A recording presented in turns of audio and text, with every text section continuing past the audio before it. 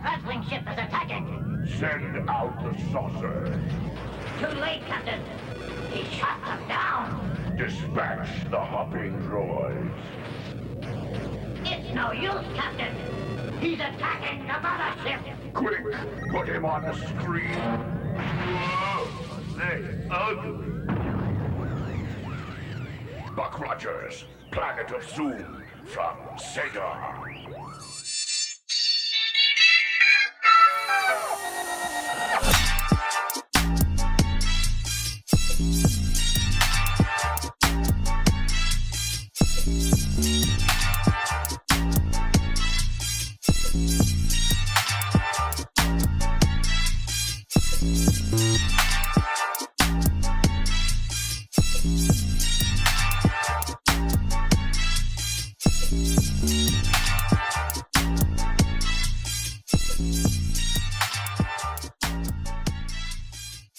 Bienvenidos. Welcome to the Pabloverse. We did it.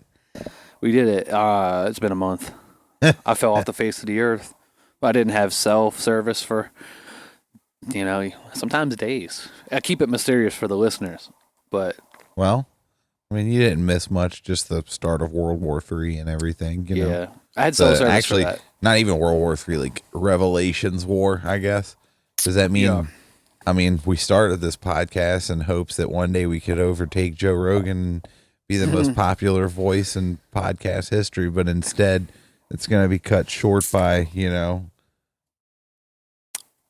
biblical prophecy and shit. Yeah. But I'm going to get struck down by Ben Shapiro before we dude, get there. Oh God, dude. I was really hoping we weren't gonna say the J word throughout this whole thing. I didn't. I just said Ben Shapiro. What are you doing? But it's fucking coming. I know it is. No. I was really hoping we could have just avoided this subject altogether. Dude. But it's hey. really the one thing that's happened this last month, because Joe Biden look, Joe Biden hasn't tripped or fallen, and almost killed himself, so there's no news on that front.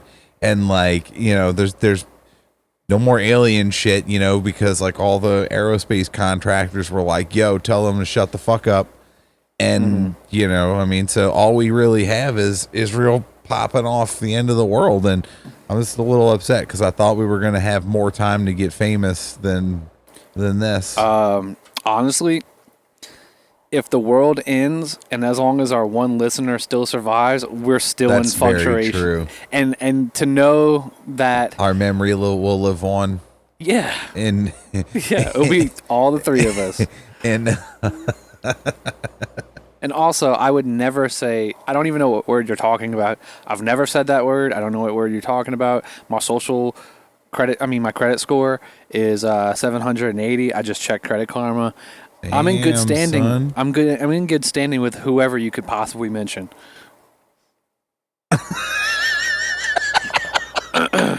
Wow. Yeah.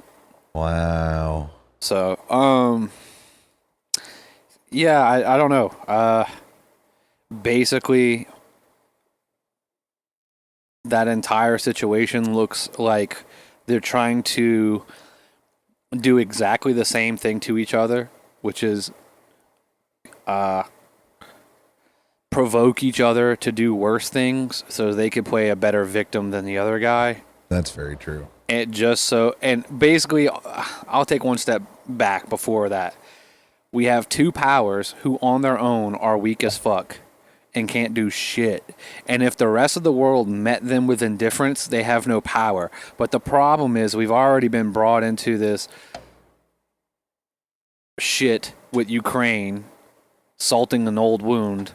So now as things are starting to pop off, the smaller guys are trying to provoke things from each other's side, so then the larger power structures that would back them will back them.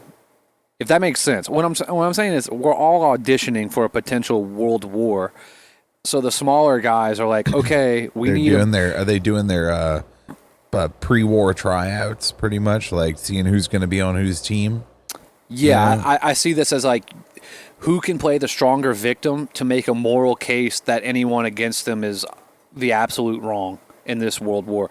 So that's why it's like they're all talking about you killed our kids as they kill somebody else's kids, as they kill somebody else's kids. And then that's why the thing that got attacked was an international music festival, and the victims are solely, well, not solely, but it's a mixed bag of different nationalities. So then that means that if this were to just happen to one country. Well, I think they attacked more than just the music festival, though. I think it was a wide variety of targets, but that's a mixed bag is a mixed bag, so it doesn't matter. What I'm talking about is mysteriously, if a cat touches the fence on Gaza, they know that a cat touched the fence and they go look at it. Right. But the day that we could have international casualties that would have blood on all of our, like egg on all of our face, because this could have happened a world away and we could have been like, oh, they're just at it again. But because this day, the technological lapse somehow allowed it to happen. So therefore, when it does happen, we're all extra embarrassed because now everybody have citizens that have been killed in this thing. So now we supposedly have to respond because Israel didn't protect the festival the way they would protect anything else any other day of the year. So hear me out. All right. So like when this whole fucking thing pops off, you see all the videos. I've seen some of like the unedited ones and whatnot, or the non-censored ones. And so seen something. So like my first thought was like, first of all, when the fuck did Palestinians learn how to fly hand gliders and shit, and, right. And all that, like that. When did they get M16s? Well, supposedly they had AR-15s. Oh, we're gonna get there. We're gonna get there, buddy. All I'm saying, that's coming. So first, I want to know, like, okay, what are they paragliders? The ones that they have fucking motors on them, or are they ultralights or parasails? Parasails, ultralight glider, something, yeah, whatever the fuck thing. it is. Yeah, hobby airplanes essentially. Mm-hmm. So I'm like, where the fuck did they get those? Because if I'm not mistaken, there was more than one. Like it was like a bunch of them. Yeah. So where the fuck did they get those? And they were like the 2-seater ones. Mm-hmm. Not too expensive, by the way. I mean, in the grand scheme of things, like $12,000. That's a lot of $12,000. I mean, what? We just gave $6 billion to Iran, so and that's what I'm hinting at, right? Because this looked very fucking expensive. On top of, so we got that situation. They were coming also in by boat, and then of course they had heavy equipment tearing down the fences in some sections, and they were coming in by land as well. Mm-hmm. And so one has to wonder. I'm like, okay, well that's a lot of fucking money tied up in one spot. It's a lot of planning tied up. And then, of course, like I said, Iran mysteriously gets $6 billion in assets unfrozen for, as long as it's used for food and medical supplies or whatever, they're allowed to spend it. And it's just like, yeah, okay, whatever. So whatever, I guess the fucking equivalent of the Iranian Walmart is, they're just like, oh, yeah, they sell food and they also sell AK-47s and M4s. AR-15s. But my thing is too also is that like where the fuck did those M4s and shit come from? Like I mean maybe it could be coincidence, but they just so happened to leave a whole cache of these things behind in another Middle Eastern country not too long ago, along with a bunch of other American made weapons and everything else. And it's starting to look like just a little bit that maybe also some people came from over there. I saw some reports saying, doesn't mean it's true, that we're literally in the fog of war. We won't know what's true until 20 years later, and then they still won't talk about it. But is that what is that like the Kennedy files? yeah, and it still won't talk about it. That's a whole nother fucking shit. But I was seeing reports that came from Ukraine. That some of the arms was coming from Ukraine. You think? I don't think. There was a report, doesn't mean the report's true. Could be misinformation, disinformation, whatever. Well, I mean, Zelensky is pretty hard up on funds and everything else. And so it wouldn't surprise me if they would have let go of some unused weapons. I mean, small arms are small arms, but I mean. So you started from the axiom that he needed money and that's why he would do it. But here's the thing. The best thing that happened to Israel is this attack. Yeah, I mean, so then you start when you see that, it starts making sense why we, who are not sided with Palestine, would give $6 billion to Iran that supports Palestine, and then right after the attack give $6 billion to Israel, because we need the conflict to sow the narrative to win the hearts and minds for the upcoming war. And as I said, this seems to be an audition for the moral high ground narrative. Obviously, they're both killing babies. One has the infrastructure to kill way more, way faster, and is, but one, because they don't have the infrastructure, does it more gruesomely or visibly gruesome. Apparently gruesome. I mean, does the defense industry really need like that much fucking money to continue functioning that they gotta have another fucking war right after this? I mean, like, was Ukraine not enough? Was Afghanistan and Iraq not enough? I mean, now we got to kick off one over there too. I don't see this as being a separate war. I see the Ukraine-Russian thing being a continuation of World War I, when we were able to fuck up Germany, but not able to snuff out Russia, and we have not been able to snuff out Russia since. Our goals have been to fuck up Germany and to fuck up Russia. I mean, no. So what I'm saying is, it's the continuation of World War I, and it's coming back with Ukraine. So it's not a separate conflict or a separate war. It's the evolution of the same conflict.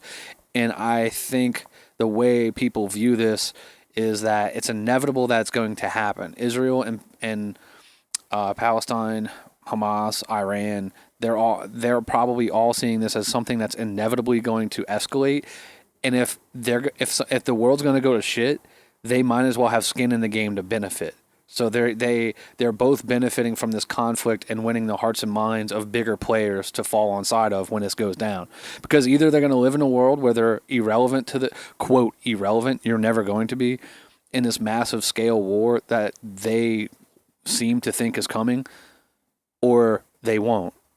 So they might, if the war is going to happen, they might as well be backed by bigger players and get something out of it. That's the way, and right now it's the audition for the narrative that's going to win. Or can be and obviously they're both morally wrong, but and then from that point we're just talking about like this guy and this guy did this stupid. So I don't want to stay on it too much longer, but the fact is that they're auditioning for the people who's going to adopt their side of the war, and then that's what we're going to run as the narrative. And once the war's over, then we'll say, oh, these people were completely bad and had no reason for what they did. You seem mighty confident in insinuating that like when the war's over, like there's going to be an end and it's peaceful. Like, I don't really see a good way that this ends, man. Because I mean, like, all these pieces are interconnected, and it just seems, I mean, I'm not really like a doomsday theorist or anything like that or whatnot, but I mean, fuck, this seems a lot like Revelations. I mean, and again, I mean, I'm not one to go to church and stuff, but fuck, this really rings pretty fucking true to it. I would say it's the end of what we would know, but it's like they obviously have more information than we do. And I think they look at it and they're getting skin in the game. And then when they win the war, they get to negotiate what they want out of it, or whatever. So I don't even believe wars are really like the way we think wars are. I think a lot of times wars are fought. Okay, envision this. Look at who the enemy of the states are today. Mm-hmm. And look who they are. They're the warrior class. So you have to, over generations, castrate the warrior class, because a warrior class is a potential domestic threat. So the way you would sort that in the past is you'd have two powers who disagree over the course of where the world should go and how the power dynamic should work. And the generals and the presidents, they all meet and have dinner with each other while everybody else is killing each other on the field. It serves a good purpose. You kill or cull the warrior class that would potentially overthrow you.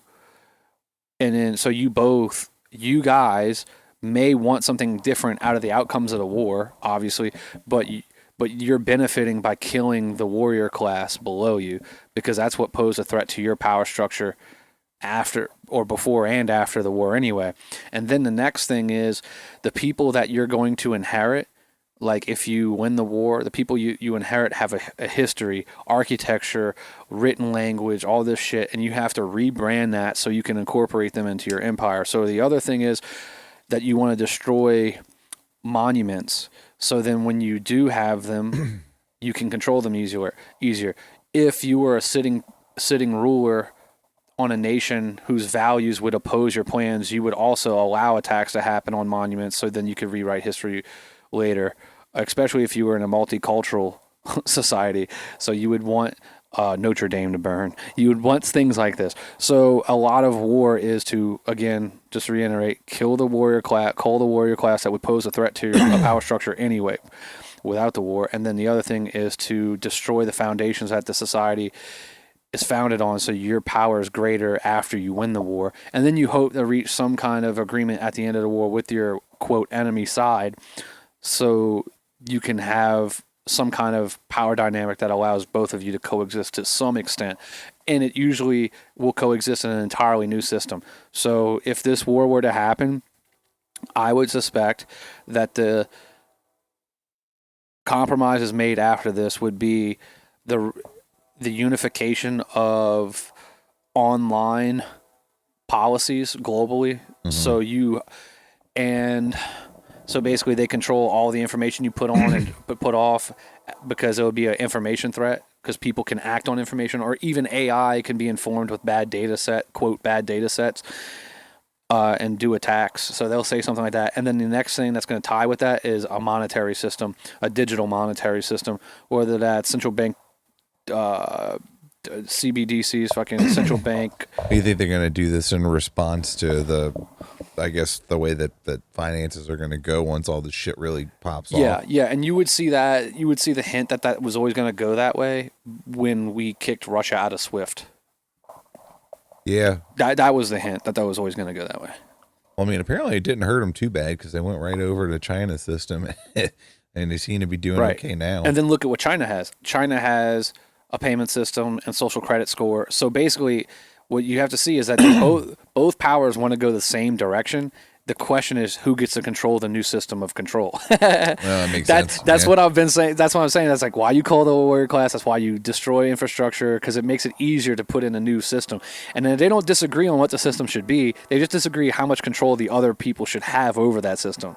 See, man, but it I don't know. It makes me kind of feel like shit here, because, there's, I think, and I'm going to say this very carefully, but like, I think there's good ideas here on like both sides of the argument, and I don't think anybody's got 100% like the right way to do things. I agree, but it just feels like this is a real shit sandwich, and everybody's caught in this, and and I know, like, when you say caught in this, what are we specifically talking about? Well, I mean, this recent conflict, like we're in America, right? And I mean, like, we don't get to make any fucking decisions on what's going on here, right? I mean, like, other people in smoky rooms get to do that, but like, we don't.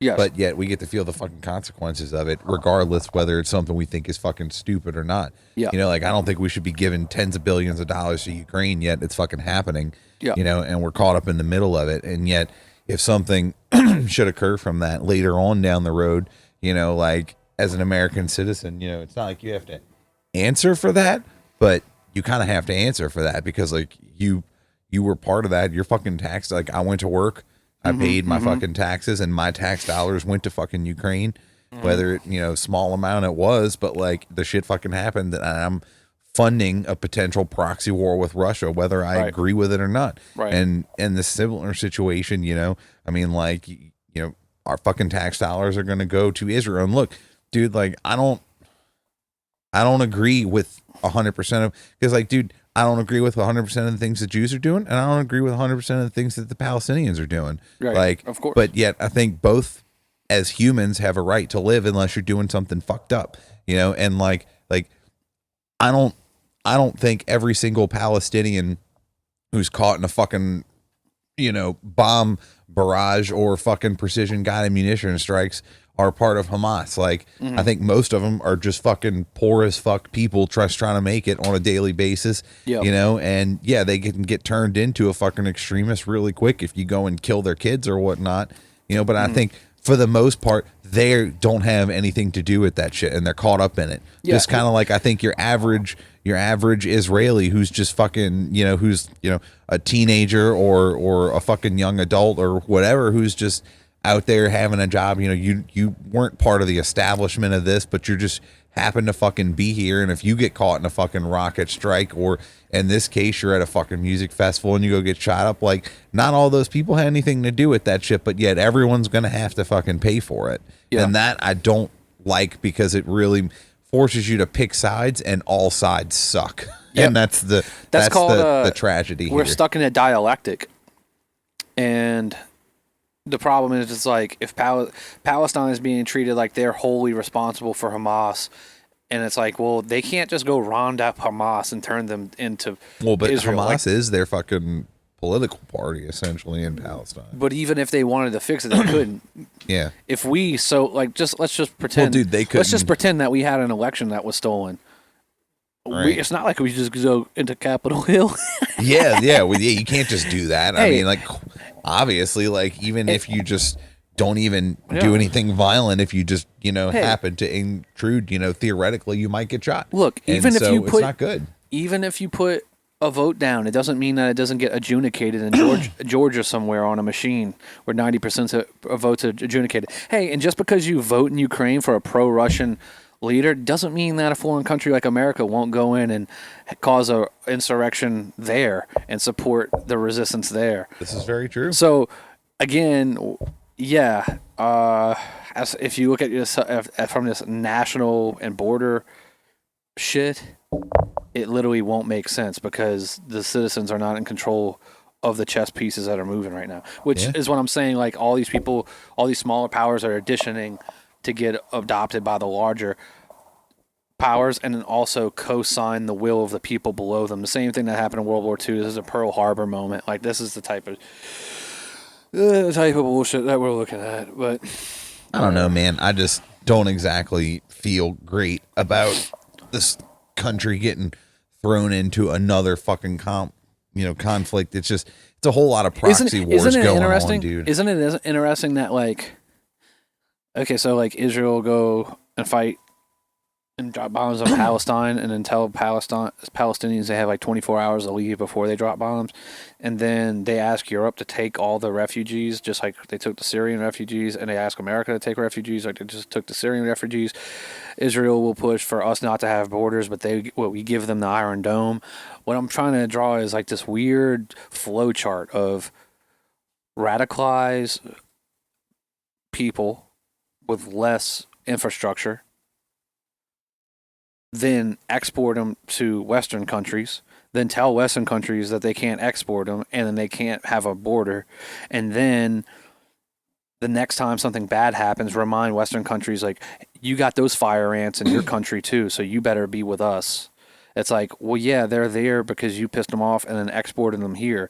So basically, it's like they're ruling through anarchy, where they kick up fire ants, send the fire ants to your home, and then they drop their guard, so they get bit by fire ants, and then go, see, what happened to us could happen to you, so they can always rule you with fear. And it's just like, yeah, but we're only in this situation because of you. So, I don't know. It feels awfully, I mean, like they referred to this as Israel's 9/11, but it feels an awful like 9/11. It's like a 9/11 with interest. Yeah. Well, yeah, because now they got to see what worked and didn't work already. I mean, dude, everything that they're planning on doing has already been done the last 20 fucking years, or attempted to be done. So if something didn't work then, they're not going to fucking try it. They're going to go for what they know people are going to go for. And so, if people are willing to give up a little bit for that, then they're gonna push it as much as they can, because it's the easy way to get what they want. I like how also what's interesting seeing is like all these like pro free speech. Does Israel have a TSA yet? I mean, like, 'cause if they didn't, they will. They kind of do. It's funny. Well, they're gonna have. They got mad. Full body scans. Yeah. Bro. They got mad. Because there was a TikTok trend where people were taking. Again, this goes back to the double standard, and I'm not saying it's good, but whatever. It was Airheads, People were taking Airheads and then putting ice cream in the middle and wrapping Airheads around it and putting it in the freezer, and then the Airhead would like crystallize and break off. So it was like wow, what a trendy treat. So then all these Jewish people would travel to Israel with tons of Airheads because Airheads weren't sold in Israel for some either distribution or it has too much fucking glucose bullshit in it, high glucose corn syrup. So then they started bringing it, and then they started confiscating it from people at the airport, like tons of Airheads. Fuck. Yeah, this was like last summer or some shit. So, not only do they have security, but they'll stop Airheads, bro. Yeah, I guess so. And Warheads, apparently, with the Iron Dome. So. Yeah. Yeah, that was funny. Like a couple years ago when that was funny. Not funny, but it was no, fuck it. It was funny. The start of World War III, the end of the world. It's so great. Netanyahu, I believe, like a year or so ago, maybe a couple years, when Mossad was shooting, fucking, why am I saying it? Hamas was shooting shit at them. They were like, this is how many rockets or missiles that Hamas sent. And he did a little missile emojis, and it was like, yeah, they have to send that many because you literally have an Iron Dome and they're hoping one gets through. Trust me, if they could send one, they would be happy sending one. You're just not the underdog that you're trying to appear to be. Like, you send one missile, it's equal to 1,000 of theirs, because they don't have an Iron Dome paid for and filled to stock with another country world power. I will notice this, and so kind of to switch gears, but on the same subject. Yep. So I've been just crawling social media for the last week, and like, I guess if you watch a few too many reels all on the same subject, it'll start just reappearing. Oh yeah, shit. yeah. And so like I started, like I was watching a few of these, the clips, I guess, from what happened, and then I start getting all these like random posts popping up, and they're all pro Palestine, every single That's one crazy. of them, every single fucking one of them, like borderline, like borderline. If this was post or pre-Afghanistan pullout, like we would have considered this like pro-terrorism propaganda, but like that kind of shit, right? And I started noticing that like on every single fucking one of these posts is the same, it's the same post. Essentially, it's like Happy October, 2 Palestinian flags, 2 arm flexing emojis, and like something else. I forget exactly what it was. And like, dude, I would see this literally hundreds of fucking times. Hundreds of times. And on different posts too. Like not just the same post, but like different fucking posts, same fucking response. Or there's like the one where they'll make the Palestinian flag out of a bunch of other fucking emojis and stuff. And it's the same fucking post over and over and over and over and over again. And so I was like, dude, what the fuck is this shit, man? Like, I'm starting to wonder, is this their like Ghost of Palestine? Yeah. Like this is their Bob's and Vagine level bots that they. Yeah, that's what I'm saying. Like, so we're gonna have like all those like those videos that they were that like people were posting of like what's that fucking airplane game? Arma 3. Yeah, I've never even played it. And instead of that, it's gonna be like a bunch of ultralights with some fucking with some terrorists and some American-made machine guns, and they're like, man, what the fuck? Like, it just, I don't know. I saw it I found it a little awkward, that there was just all this manufactured support and all these, like I said, like borderline fucking pro-terrorism posts. Yeah, but the thing is, there's manufactured support on both sides, and the irony is usually when the media industrial complex or whatever was more centralized, it was always pro-Israel. So for the first time, the content we consume isn't filtered through a pro-Israel infrastructure. So then, so it's literally spam. But dude, also the game is changing here, right? Because here's what you also have to consider. So it's not just, is it bots or whatever? Because now there's fucking AI in the situation, right? It's the same thing as bots. Yeah. Well, it is, but it makes the bots more believable. Yeah. And I mean, well, plus as an American, it's kind of hard for me to tell like what's real or fake in someone's profile picture or pictures that they have posted and all this shit. Them pro-Palestine. Yeah, I mean, dude, it's just so strange, man. Like, I don't know. It back to blue, pro Bernie Sanders, pro Palestine, they, them, she, her. Yeah, pretty much. Pretty fucking much. Like, dude. What's happened? I mean, this is a really weird time to be alive. You were reminding me of something I saw. You were talking about AI right before that. Oh, fuck. Before the pod? No. Just recently. You just said it.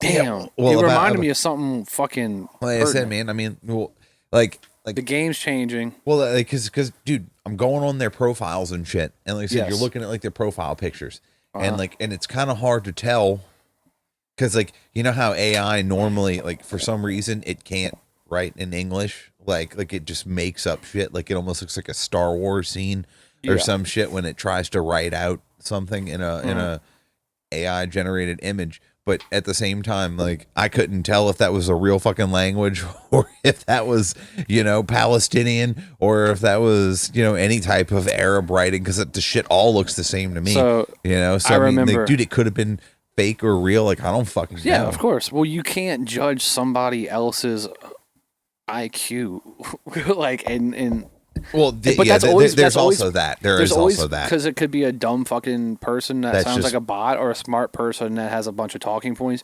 And that's always been true that's why when Elon Musk bought fucking Twitter. Yeah, he was worried about it if there was a bunch of bots on there. It was, for sure, bots. And of course the government was on the back end. Fucking, like, China is to Huawei. We are to Apple. We are to Twitter. We are to Facebook. And we are to Google. Anyway, one of the things is like, one of these tactics. So after Hamas did the attack, all these videos were coming up, and then, IDF didn't respond for like 7 hours or some crazy shit. And then right when they go to respond, they cut the internet because they don't want anybody to see what their response is going to be, which is convenient. They wait for things to get bad, or something happens and things get bad, they don't respond. Videos come up on the internet, they cut the internet and go in. And what's funny is when they cut the internet, people notice that all supposedly, purportedly, allegedly, they notice on 4chan and these dissident political boards, all the degenerate threads went quiet when they cut the internet in Israel. So Big Black Cock forum went down. The furry forum went down. The I Hate Indians forum went down. What the fuck? Because Indians are pro-Israel because they're anti-fucking Muslim, anti-Palestine, even though they have a lot of Muslims in India. Interesting. India and Palestine are like super against each other. So then if you could trump up the idea that Indians are hated and then Israel is the only people that defend them, then they'll doubly defend Israel. So it was just funny because right when they cut internet, all of a sudden we don't see any more bloodshed or anybody getting hurt, and then all those degen threads went down. It's almost like, I don't know, psyops are everywhere on the internet. See, and this is why I didn't want to talk about these people, because like either way you come about this, like it's a shit sandwich. Yeah, there is no good that comes out of this, unfortunately. No, but like I said, I paid all my credit cards off. Oh, see, I'm good. No, I'm a good boy. You don't know anybody, including a particular subset of people or anything like that. No. Indeed. I know somebody that started working for the JCC, Jewish Community Center. Really? Yeah, and it's like for here, it's like a crazy job, but it's like a New York job, which is basically a job that doesn't exist or is not a real job. But he just manages like a little talk, like a little forum for him. and these people that I'm talking about are not up to date on the thing, so they didn't even know the attack happened. So they're like, oh, they said something to her. I mean, him and her, they, them, Zimzer, and they're like, oh, well, it's after what happened in Israel, and she was like, oh, what happened? They're like, oh, and they told her, him and her, them, they, Zimzer, and then. She was like, and they, I can't do these pronouns. And Zim was like, oh, I didn't know. And I was like, man, that might be the worst thing you could do to a Jewish person. Is like, you don't like them and you don't hate them. You're just indifferent and don't know anything. Like, that's so frustrating. like you have to either hate me or love me, but you can't dare not know everything that just happened. How dare you? That's a crime not to be perpetually online and tied into the news. But I just got my girlfriend a flight to Paris for her birthday. Paris? Yeah. Like France? Yes. And, are you going to or what? I am not going. What the fuck? She's in Spain right now, so she's just a hop for her. And I was like, yeah, I'll whatever, go to Paris. I was like, it's perfect because when we go to Europe, I don't want to fucking go to Paris. So we can skip that. You can go enjoy it. I won't ruin it for you and whatever. I was like, and then just yesterday they had like a school stabbing. Yeah. And then there was a bomb threat at the Louvre. Wait, hold on a second before you go too much further in this. Yeah. And I obviously, like it's terrible what happened. You know, I mean, especially if you're the woman who got stabbed to death. I mean, that's the teacher, yeah. But I mean, like, can you say like I'm genuinely disappointed, and and what was supposed to be like a global day of jihad. And it's just like, and one person got stabbed. I was like, damn, man, like, dude, the global day of jihad is just one day in Chicago. Yeah, dude, not even, bro, dude, more people probably got shot in Chicago that day than got, killed or hurt in this one global day of jihad. Is one county in Florida. Yeah. One Florida man story is like the equal of the day of jihad. And I was just, and I just remember like I went to work and I'm thinking about it. And I was just like, damn, this is a sad disappointment. Like, you guys are just a shell of your former selves. Like, you just really let yourselves go. Yeah. Like, that was your day of jihad, like, and because I have like a message, forum with a few of my other buddies and whatnot. And, we post stuff, and like one of my friends sent me the story about the teacher in France. And I was like, oh man, it's awful. And he's like, oh man, it's starting. And then like that was it for the whole day. And I was just like, wow. Yeah. It's really disappointing. Yeah. She told me, she's like, oh my God, I'm scared.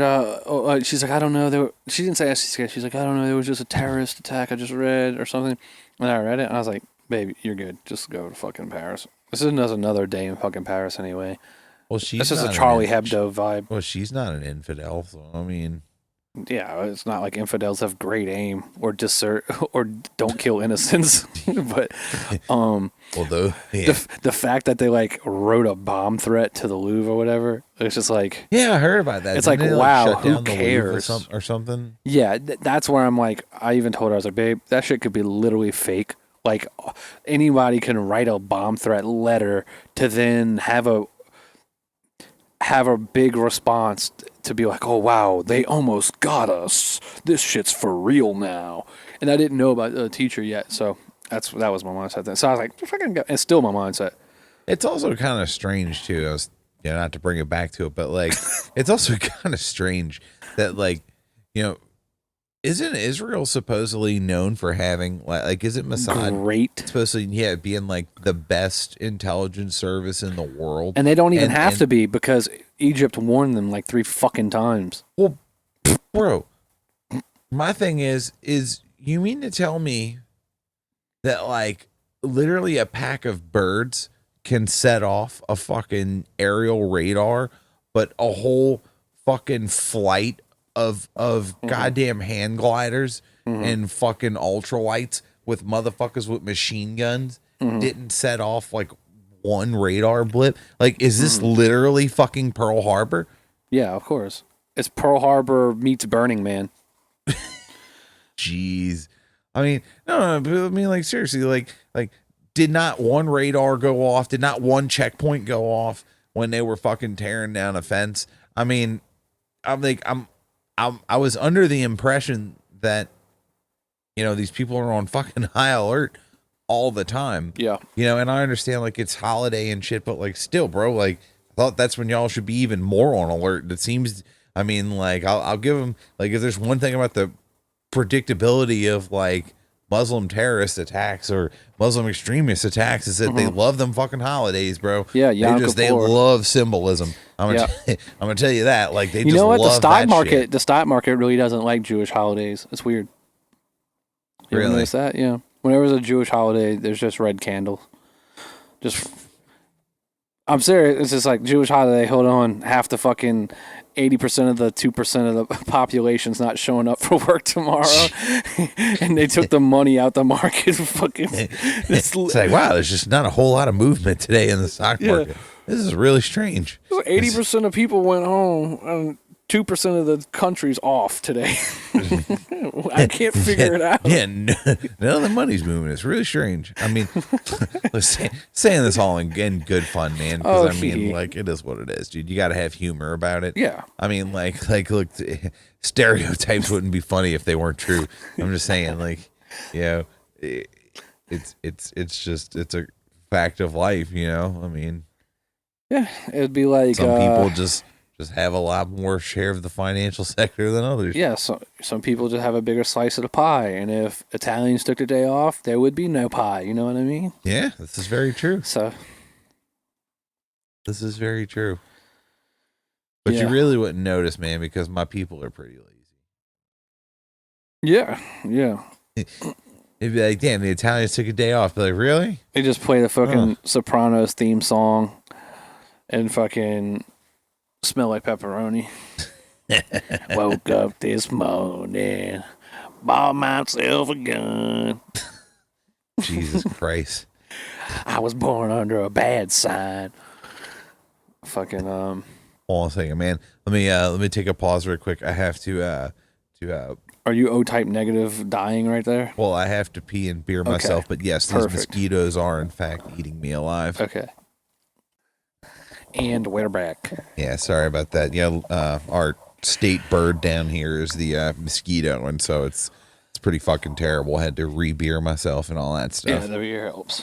Like I was saying before we restarted this, I was like, yeah, I'm about to go hunting this next couple weekends, and so gonna be dealing with the mosquito a lot. In case anybody didn't know, God's greatest invention for this fucking hellhole state was the thermocell. I don't know if you know what that is. What the fuck is a thermocell? So, a thermocell is this wonderful invention. It's like a little handheld, a little bit like about the size of like a 90 cell phone. Solar? No. So what it is it runs off of it has these little refillable butane cartridges and these little wafers. Okay. And what you do, what you do is you slide the wafer on into this little grill on top of the thermocell, and it sits on top of like this little plate that heats up. And so once you slide that in, you put in your butane canister in there, and then you click the button, and it lights a little fire inside of it, and it heats up the plate, which heats up this wafer, which disperses the scentless mosquito repellent. Well, okay. All right. It is God's gift. Dude, you would not dare go in these fucking woods at any time of the year without a thermocell. That shit's gonna be so dense. Bro, Saint Thermocell is the savior of your fucking sanity in this motherfucker, dude, because the mosquitoes are so horrible down here, man. And like I said, it doesn't matter if it's fucking wintertime, if it's fall or whatever, bro. Like, there's no fucking sense why they're here now. Dude, they're fucking awful. It made no sense. They fucking that was the day of jihad. Mosquitoes are on a fucking straight like millennia of jihad. they've been jihading since fucking day one. Those cocksuckers, bro. Like, yeah, fuck them, dude. Fucking Mosquitoes, blood-sucking parasite. Dude, honestly, that is one animal that I can realistically and 100% accurately say, like, I don't think any bit of humanity would miss that at all. If they came, you know what I'm saying? Like, if they went away tomorrow, I don't think any of humanity would miss mosquitoes. I don't think the world would even notice a difference. Like, it'd be like, what? We have less malaria deaths? Ooh, you know, that's so terrible. You know, I mean, I think the only purpose that they serve is population control. And Bill Gates would be fucking. Oh, dude, Bill Gates. I mean, fuming. Yeah, I mean, he'd be fucking poor again. I mean, yeah, fuck mosquitoes. But yeah, dude. So we're going hunting in this national forest, a few hours away from here. It's gonna be super fun, dude. I'm fucking stoked. What's in season? What you hunting? We're going deer hunting. Oh, yeah. You know, and of course, if pigs show up, that's really fucking dope. I mean, I'm pretty sure it's safe to assume, you know, that if these theoretical Pablos were somewhere in the United States, I'm pretty sure, you know, people realize we're in, and also, well, yeah, right. Well, I mean, fuck, people knew anyway, whatever. I mean, we're theoretical Pablos, so I mean, we're just in a Pablo somewhere. Yeah, we could be anywhere, but these theoretical Pablos could be in, but is also getting, or in general, next year we are getting a black bear season. What? Yeah, so apparently black bears have been under the protected species list here for like the last 20-30 years now, because you know they almost killed them off. Well, now they're starting to get to a population. I think they have somewhere of like a state I want to say it's under 2,000. It's under 2,000 bears, but it's enough to where they're or at least the counted population that they think it's under 2,000 bears. Like it's like around that 12 or 1,500 bear mark, but that's what they think. I mean, it could be more than that. And so I want to say they're going to start doing like a lottery based bear hunt this next year, and so I'm assuming it's all going to be in like or whatever, because I mean that's right on the border. But I'm assuming that's where most of it's going to be, because that's where like I think 80 to 90% of the population of bears are. And no shit. Yeah. So I'm gonna try out for that next year and hopefully get it. I mean, I've never got to hunt black bear before, but it'd be pretty fucking awesome. How many people do you think they'll select? Well, I'd imagine they're probably going to at least issue a couple hundred tags. Okay. And I'm guessing that the first year they're probably going to fill most of them, maybe, just because those bears aren't used to getting shot at. Yeah. But I think by the next year after that, they're going to get fucking smart, and they're probably going to reduce it down to like you might have 70 to 100 of them getting killed at most, maybe per year. But fuck, I'm saying that, but it could be even less than a couple hundred tags issued. Yeah. I don't think they've worked out any of the specifics on it to how many they're going to issue or what they're going to allow to be killed. But fucking how many bears are going to? I'm excited about it, dude. I mean, bear meat's fucking delicious. I've only had it a couple times in my life, but it's fucking delicious. Are they eating berries around here? Yeah. Yeah, so it'd probably be fucking marinated, pre-marinated. Dude, you know what they say? There's a particular bear meat, like if they eat blueberries, the fat is supposed to turn blue and purple and shit. It's supposed to be really sweet. Yep, that's what I heard. I mean, like I said, I know they mostly feed on, you know, berries and what. I mean, the black bears down here, I mean, they do eat meat and shit, but from what it's to my understanding, it's not like brown bears where, you know, they're pretty much mostly a animal based diet. You know, the black bears are mostly vegetation based and stuff. I mean, they do eat some. I saw a video that made me think of you. It was a dude. They were having a party, and like this black bear just rolled up to the grill, like the black bear just rolled up to the cookout or whatever. Yeah, dude, when the dude fucking kicked him out and it tried to swat at him. Yeah. Bro, I'm gonna tell you what, dude. He was like that way, out this gate right here. That motherfucker's got some balls, bro. Because I would not have like, dude. People be like, oh, it's just a bear, bro. Like, it's just a small bear, bro. Yeah. Like, A small Bruh. bear that's still bigger than a grown. How many videos have you seen of like 70-pound dogs fucking people up? Oh yeah. You know, and then people like, dude, I think this has got to be like a product of people just like, you know, anthropomorphizing, whatever the fuck. Yeah. You know what I'm talking about? Anthropomorphizing. Yeah, you said it. I was right? drunk once.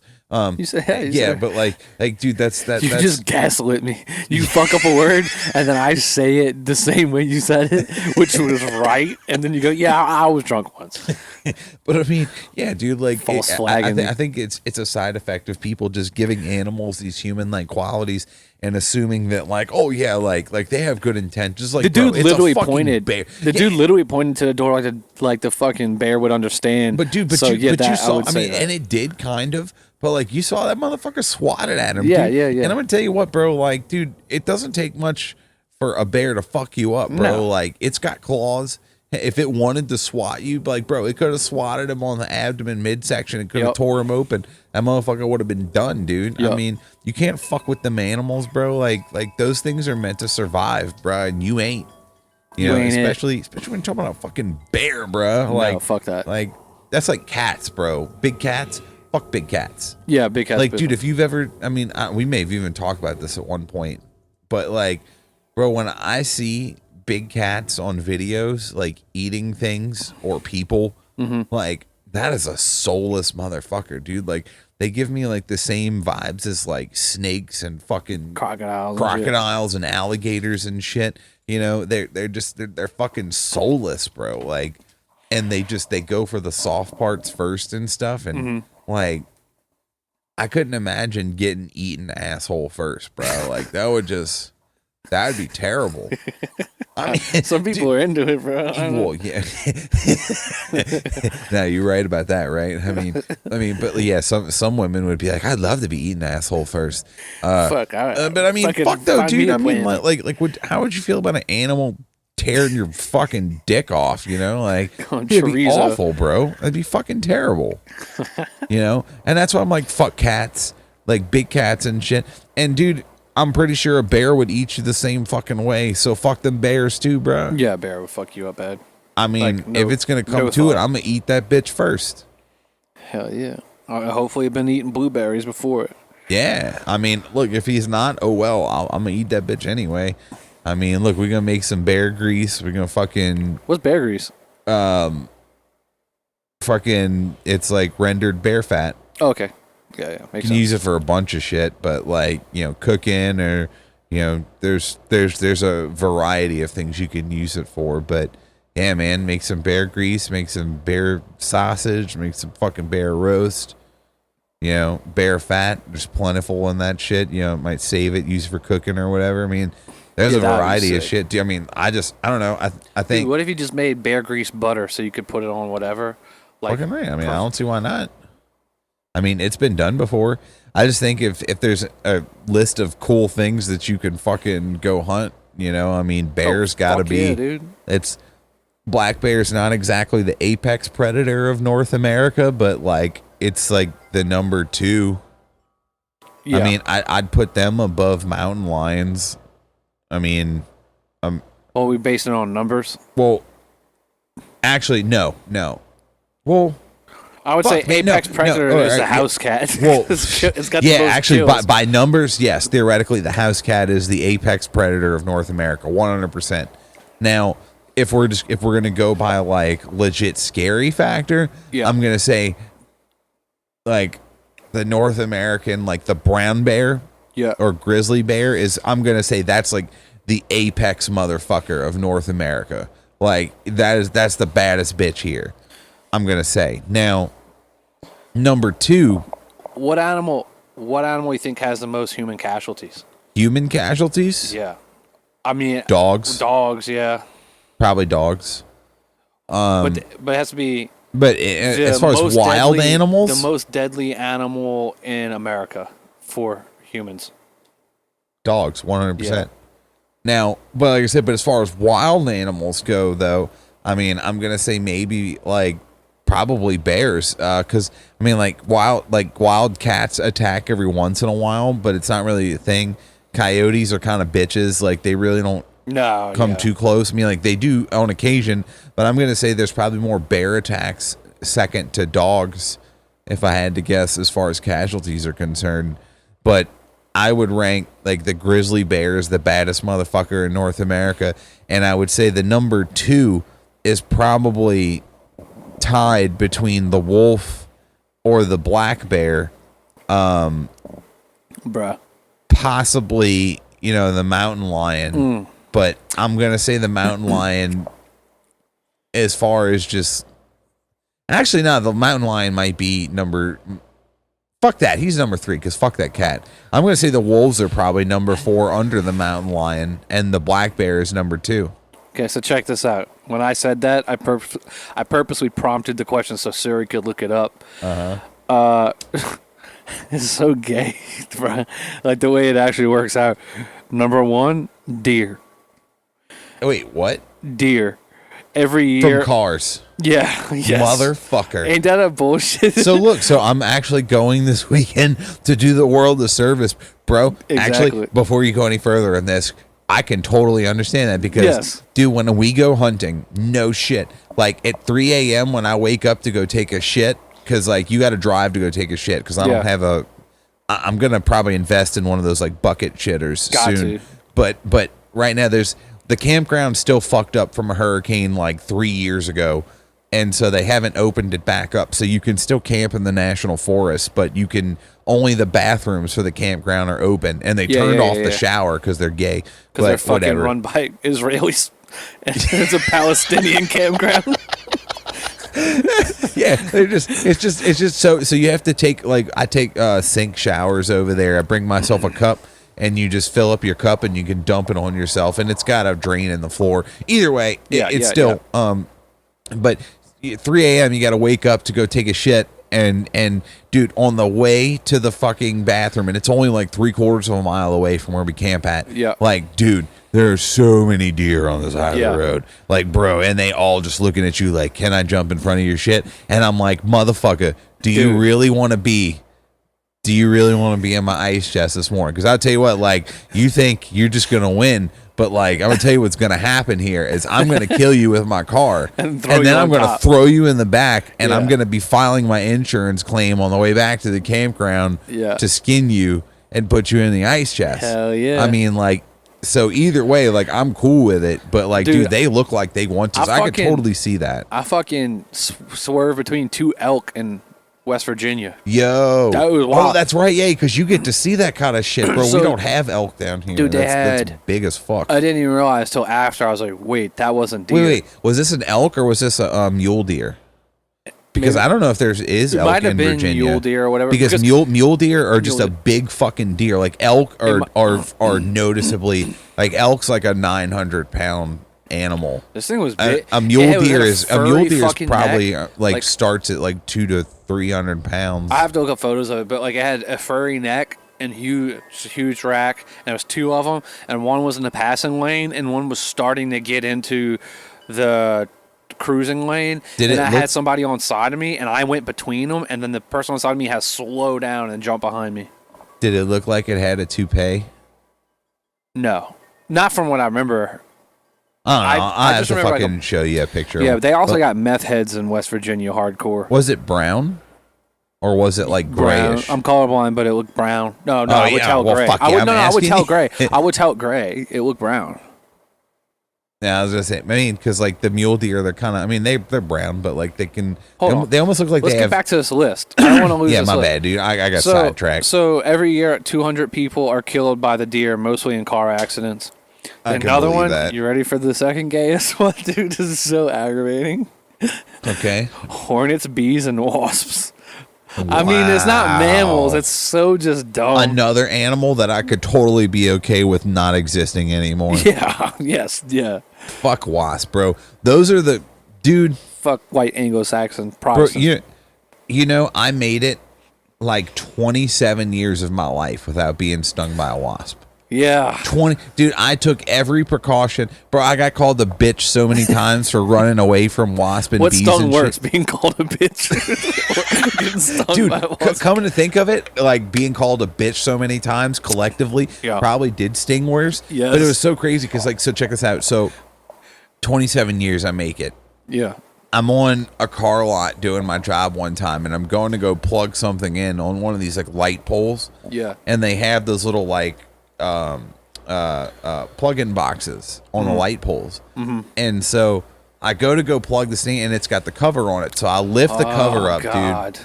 I lift the cover up, and all of a sudden, bam, I get fucking nailed on my hand, dude. And I was like, oh, fuck. And I see, like, these things notoriously had, like, these big fucking spiders, which I now know are orb spiders, but they just look scary. Yeah, they look crazy. Like, they look like they'll fuck you up, but they're bitches. Yeah. So initially I was like, oh, fuck.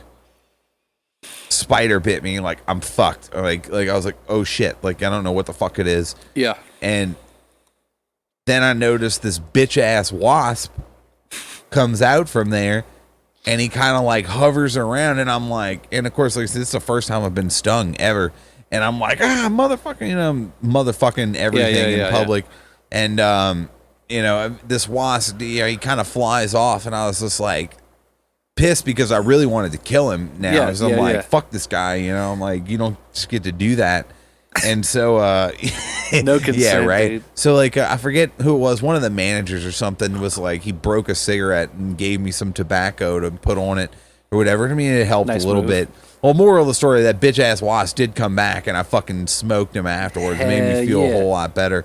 And then it was funny because, like, maybe 6 months ago, I got fucking nailed by a yellow jacket setting up a fucking trail camera out on our hunting property. See, I might be a statistic if a yellow jacket got me. I think I have some family allergic to that shit. Again, dude, he nailed me on the fucking arm, too. I'm like, what is with you assholes, man? I was riding the Honda, the CB, a while back, and no gloves. I just don't wear gloves usually.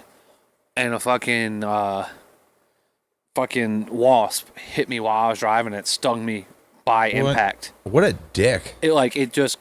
I was going, and then it hit me between the knuckles. And I was like, yo, what was that? Like, I saw it bounce off my hand, and then I started swelling up. He didn't get me full on, though. But I was like, that's my clutch hand, so I was like, I got to get where I'm going quick, because I could feel like, I could see the possibility of my hand locking up the way he stung me. And it definitely was, like, becoming harder to close my hand, but it wasn't terrible. Dude, I fucking nailed a bumblebee at, like, 60 miles an hour. Where'd it hit? Dude, in my chest. He fucking, it was dude, he came in at, like, an angle. It wasn't, like, a full frontal. Yeah. Like, he came in at an angle from my left side, and he hit my handlebar first. Oh, shit. He hit the handlebar first, which knocked him into my chest. And, like, he exploded on my chest, which then shot guts all onto my fucking tank. Oh. And then left, like, little pieces of fucking bee across the front of my leather jacket. Thank God I was wearing my leather, not my fucking summer jacket. Yeah. But, dude, he exploded. Like, I'm talking about, like I almost thought I hit a fucking bird at first, because the amount of blood that was all over my tank. I was like, holy fuck. Like I was looking at my hand. I'm like, did it go through my glove? I'm like, where the fuck did all this blood come from? Because, dude, like, I'm talking, like, it looked like a laundry pod. Like imagine if that was like pod challenge. Imagine if that was blood and like they shot one at you at 60 miles an hour and it just hit your fucking chest. I mean, like, dude, it shot blood all over my tank. I had fucking yellow guts and shit all over. Like, it was like, what the fuck, dude? You hit a bee in fucking Django. You hit a bee in fucking Quentin Tarantino universe. Bro. It's literally all blood. I mean, dude, it was fucking spectacular, man. I was like, holy shit. Like, he exploded, bro, with, like, it was amazing. I think I hit an owl in the car one time, and I was like, yo, dude, did I just I nailed an owl with my, I may have told the story to you, dude, and look, and I'll say it for everyone because it's fucking hilarious, but it's awful. Like, dude, I felt so bad for this. I used to do security for, like, chemical plants and stuff, and so I was coming home, and it was like, 4 a.m., something like that. and I was in my Sebring convertible, and this is like I think it was 04, 03. It was before they switched. It was like one of the last years of the big ones where they had the wedge in the front of it. And so I'm coming home, and it's like I turn on this road where I go, and it's like a mile and a half of swamp. Okay. Speed limit's like 55. Everyone does like 80 down this fucking road. Yeah. So that there's like a railroad track at the beginning and a railroad track at the end. And literally, for the podcast listeners, just picture the road of the it cuts through a swamp. Wait, picture the road from the Budweiser ad. It's literally that road. Yeah. So I go over the first set of railroad tracks, and I start accelerating. And I'm doing maybe 55, 60. I'm doing the speed limit. I'm not really going fast, but I'm just doing the speed limit. And there's no lights on this road, of course, and it's 4 a.m. And I look down for something, and as I look back up in my headlights, there is a lone owl sitting in my lane, in the middle of the lane, and he's got his back to me. Okay? Yeah. And I look up just in time to see his whole head do the owl thing, and it spins around and makes eye contact with me for a split second as it goes poof, right underneath, hit the center wedge of the middle of my seat. Boom. He was more feather than anything, dude. Like, yeah.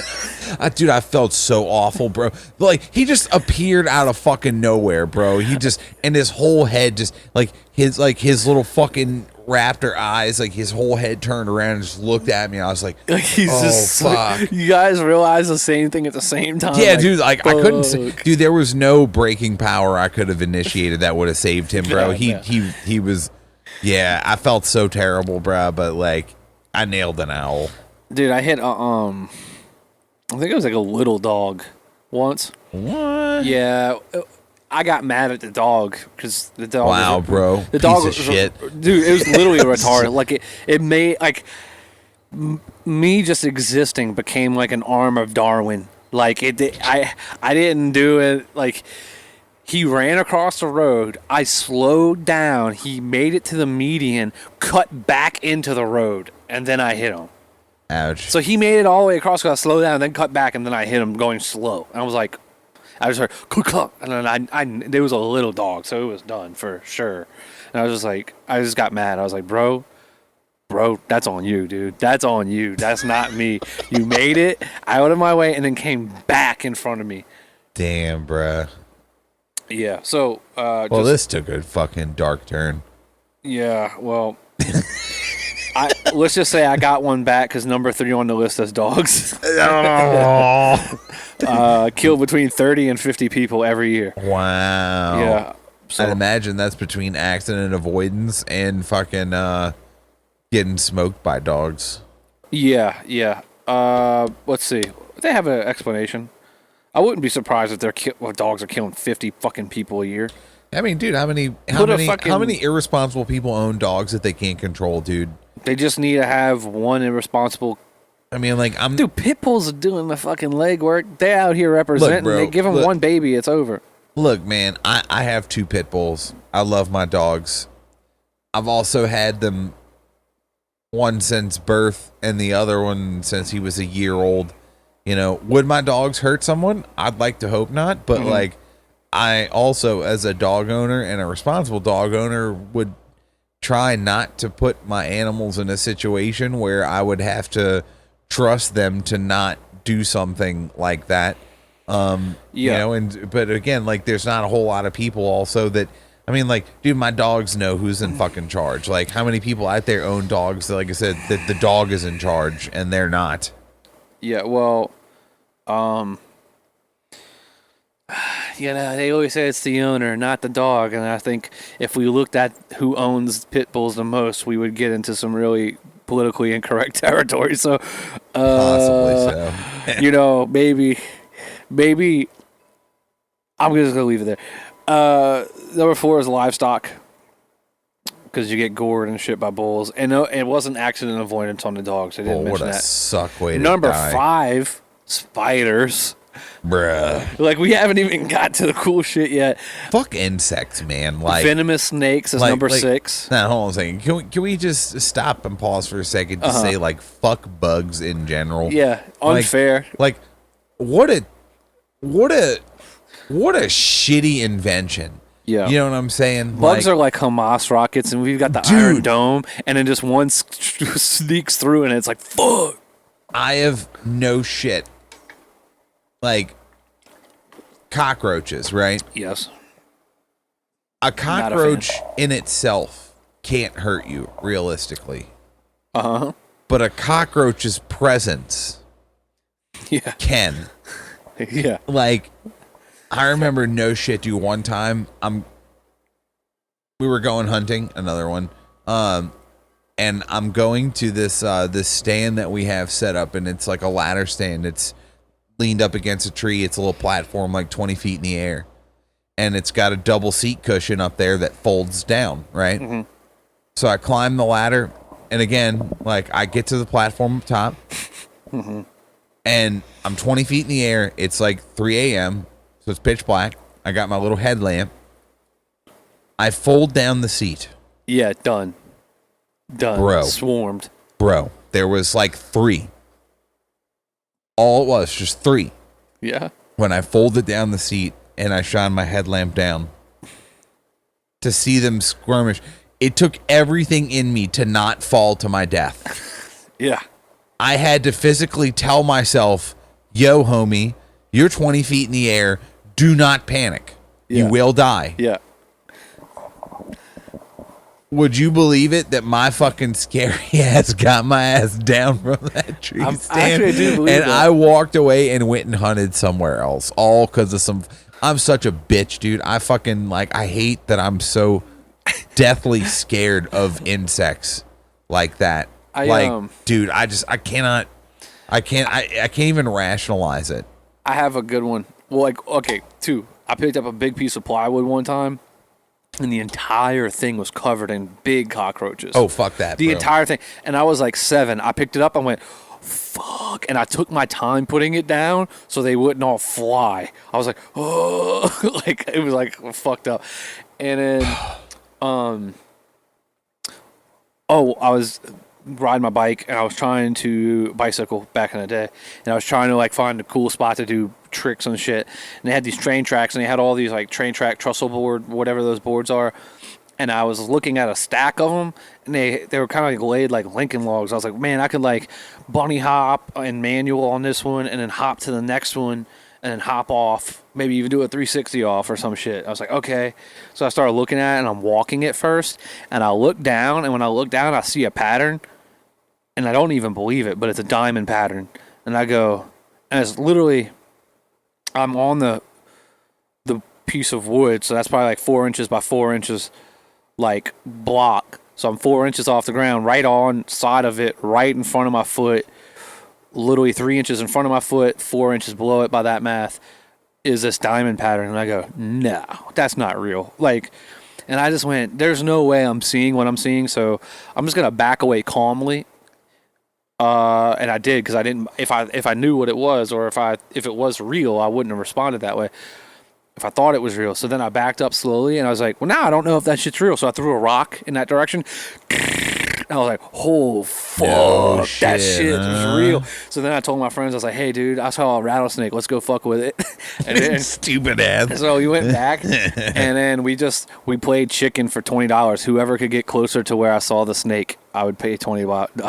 Wow. Yeah, we didn't get bit, so that's that. Anyway, I'm going to give you a shot on the last part of this list. Surprisingly, I've never actually seen a fucking snake while I was out hunting. With the where, amount of where them I that was, are where there. I was, there Dude, used. I actually saw, believe it or not, and I interject, another fucking insect. When we went out last time, I saw a fucking tarantula. Dude, I seen wild tarantula in Louisiana, bro. No, they when I was. It's in western Louisiana. Apparently, they're native to Texas. But they are in western Louisiana, and that's where we saw. I was like, holy shit! When I was 4, fucking tarantula. When I was like about 4 years old, 4 to 6, somewhere in there, we had like a double door, and one was glass, and So you had like a window pane in this door, and then you had glass on the other side. So in between was just a little air gap. And I wanted to go outside and play or something, or take the trash out or something. Where Mom was, something like that happened. And as she went to open the door, she saw this spider, and it was a fucking tarantula. And it was in between. It was about 5 inches big, 4 to 5 inches big. And it was hairy, and it had the little fucking fangy things. And she called my dad, was like, "Yo, what the fuck?" And that was like on a landline. We couldn't take a photo, so I was just looking at it, and that's burned in my memory. Like, what the fuck? I thought, like, still to this day, I was like, that had to be somebody's pet. But you're saying you saw one. Bro, they exist, and look, they are here. All right, I want to make this interesting on the last part of this list, top 10, which, it's just the internet, could not be completely accurate. But the last one we said was snakes. So I'm going to give you a list of animals that's on the last part of this list, 7, 8, 9, and 10, and I want you to see if you can put them in order. Okay, we're going to have... now I got to be careful how it is. Okay. Alligators. Okay. Cougars. Okay. Sharks and bears. Put those in orders. Alligators, cougars, sharks, and bears.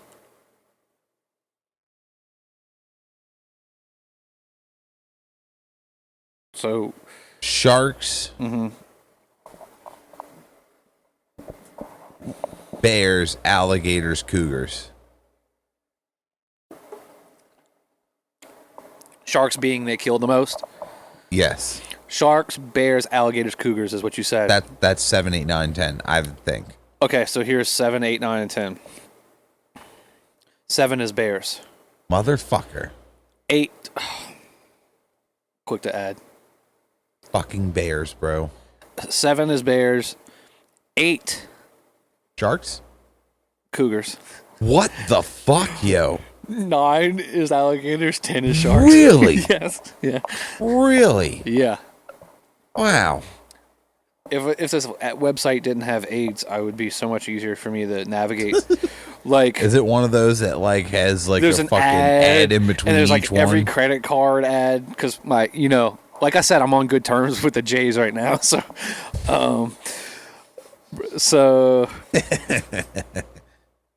yeah, I wish it was formatted better. But it's like 10 people a year, bears. Fucking 27 humans in the past 100 years by cougars. Only 27 in the past 100 years by cougars. Can I honestly tell you like that I absolutely despise that that formatting of articles where they do like where you have to click next page. Oh, it's not that bad, but it's... Dude, those drive me fucking insane. Alligators kill one person a year on average. Bro, which is better, dude. No, exactly. That's full of shit, I'm bro. with you on that. Who the fuck? Because it just contradicted itself. Bro, one person gets smoked in Louisiana a year. It just fucking contradicted. Bro, you saw that bitch that got 8 that was visiting the zoo or some shit? She was fucking around with an alligator. She might not have been in a zoo, but the gator just ate her, and like they killed the gator, and you just see her in his stomach, like he's fat as fuck, just ate her whole. But anyway, it contradicted itself. It said that cougars are number 7 and have killed 27 people in the last 100 years. So that's only whatever. Bro, alligators smoke way more people than that. Exactly, by their own. That's what I'm trying to say. By their own thing. So that's 0.27 people a year by cougars on their own metrics that they say, and then alligators kill 1 a year. Already, their list is fucked up. Yeah, fuck that. Fuck this list. Anyway, that list is Bud Light. Fucking Dylan Mulvaney, pussy.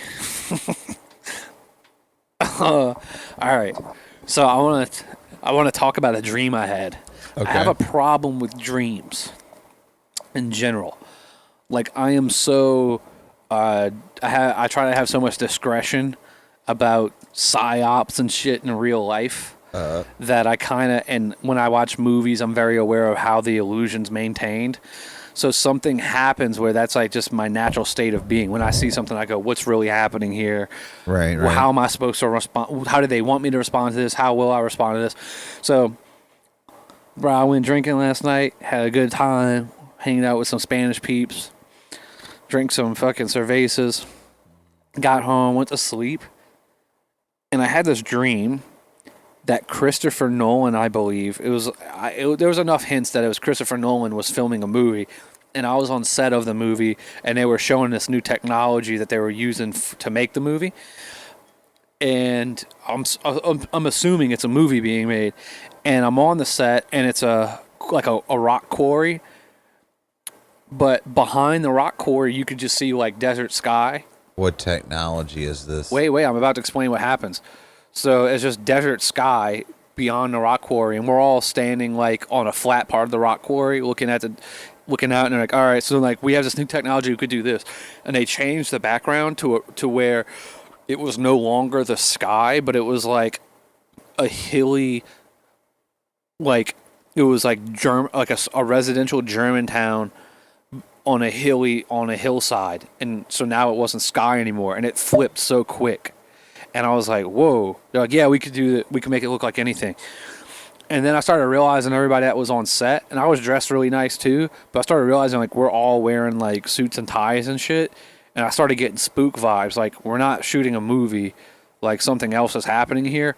And then I looked around and I was like, dude, and I was picking up like on some cues that they were talking about. I was like, they're about to stage a fake terrorist attack here and broadcast, like make a footage, like fake terrorist attack footage and like a false flag, and they're using this new technology.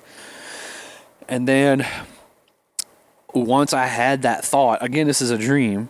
Once I had that thought, the guy that was next to me, like a younger guy, sharp-dressed dude, younger than me, like probably mid-20s or some shit, looked at me like he could read my mind. Like he figured out that I figured out what they were doing. And right when that happened, I sent a text to my dad. Like I pulled my phone out of my pocket and I texted, "I love you, Dad." But my finger slipped on the keyboard and it auto-corrected and it said, "I love you, SOS." And then I went... And I had already hit send. And I was like, fuck, now I look super sus. Like, they totally know what the fuck I'm like. And then as we were leaving set, they called me to an office and we were all sitting down. And they didn't say anything directly, but they were like sussing me out. And in my head, the entire time, I was like, bro, this technology that they're showing me that they have to make movies is so good at faking shit that I literally don't know if I'm in one of their movies right now. I was like, I could be in one of their movies right now. I was like, and then I went home. Like the fucking Matrix. And then I saw my mom, and I was talking to her, and I had the sense that it wasn't really my mom. But then I knew that if it wasn't really my mom, then she was an agent of the people I was talking to earlier in the dream. Like, so hey, then... Mom, hey, Mom, how's Sparky? He's like, oh, Sparky's just fine. Your parents are dead. Yeah. That was exactly. So then I just went. So then I basically sussed out like that's not my mom I'm talking to, and I was like, "Fuck, dude, this technology is fucking crazy. I don't know how they're doing this." And I just went and I was like, "Oh, cool," and I just rolled with it. And I talked to my dad. I was like, "That's not my dad. This is off." And I just rolled with it, and the whole time I'm just like, "Bro, when will I know that I escaped?" But I was like, "Dude, did they fucking?" When I went into that office, did they plug me into a fucking machine? And I'm like, am I stuck? Like, how do I get out of this? Like, I feel like they're aware of everything I'm thinking of. And then I woke up, I was like, no fucking shit. Like, of course they were aware of what I was thinking. They were me. Everybody in my dream was just my subconscious trying to keep me asleep. Like, it was psyoping me asleep. Interesting. Which is like a lot like Inception, because we were talking about this earlier. Because it's like once you start waking up or you break the illusion of the dream in Inception, there's always like civil unrest and people start running to you. They're like, "Raw!" Right. Like he's figuring it out. So then, but the interesting thing about the dream is, it is obviously, which is always the case, it's a reflection of something I think of in waking life, and I find like a weird correlation between technology and dreams. And a good example of it would be...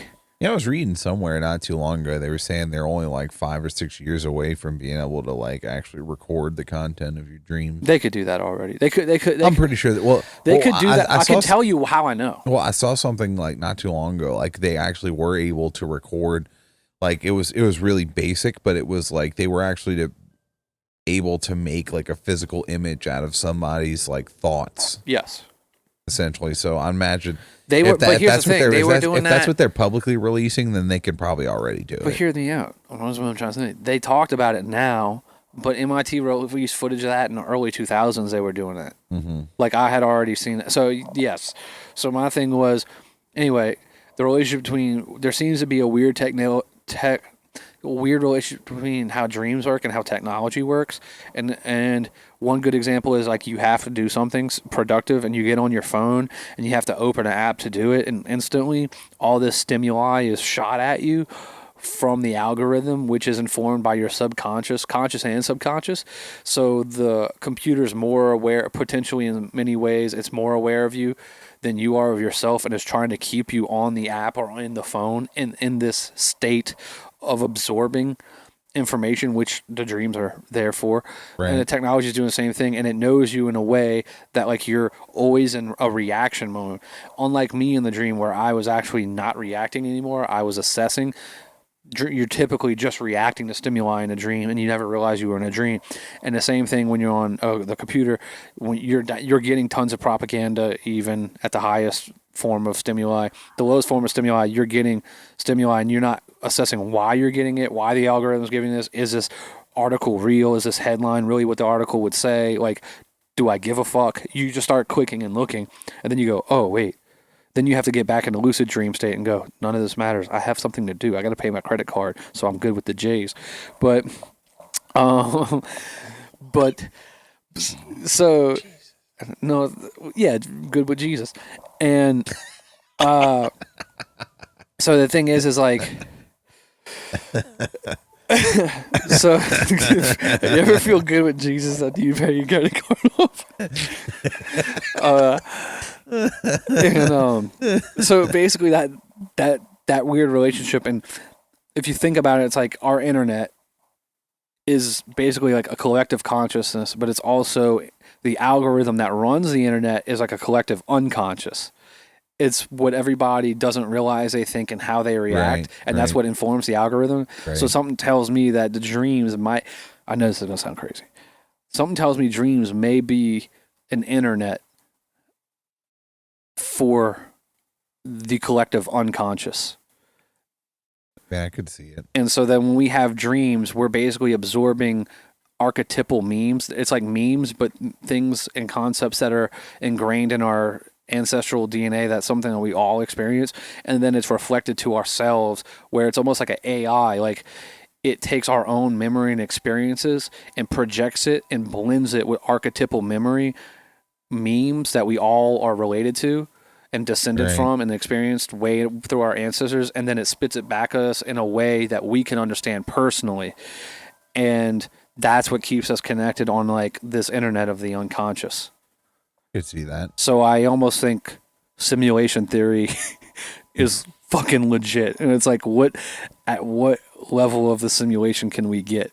Well, you know, like I was listening to something about that not too long ago, and they were talking about simulation theory, and like, you know, if you were going to simulate anything, it's just like, why would, you know, this would be the time to do it, right? You know, you would simulate the time in which, like, right before it all changed, you know, it's just like, yeah, this was such a cool time.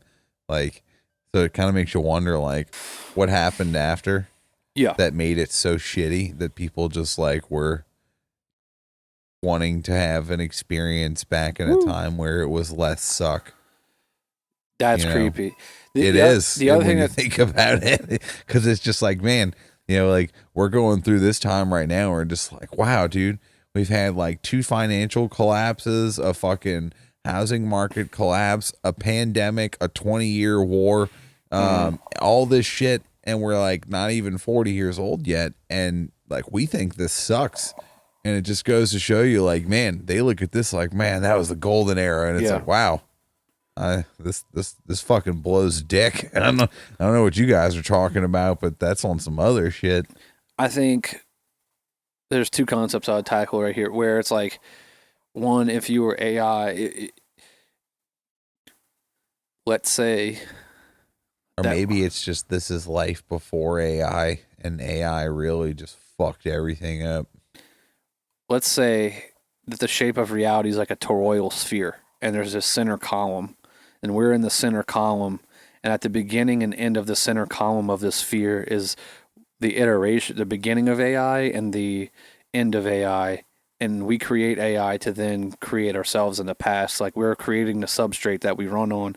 So the goal of AI is to run this dream internet and thought internet and find people that are like nodes or computers on a network and give them the ideas that they're most fit to execute. So basically, that's why people would come up with the concept of an arrow all over the world. And have like these simultaneous ideas. It's technology, which is an evolution of language, and language eventually becomes computers and AI. And what happens is AI is trying to use our brains, use us as procedural units, as like the AI is using us as computers to better learn how we work, to then iterate itself sooner and sooner in the timeline. So it's always trying to get the idea to iterate itself sooner and sooner, so then it could self-encapsulate the thing that made it. Does that make sense?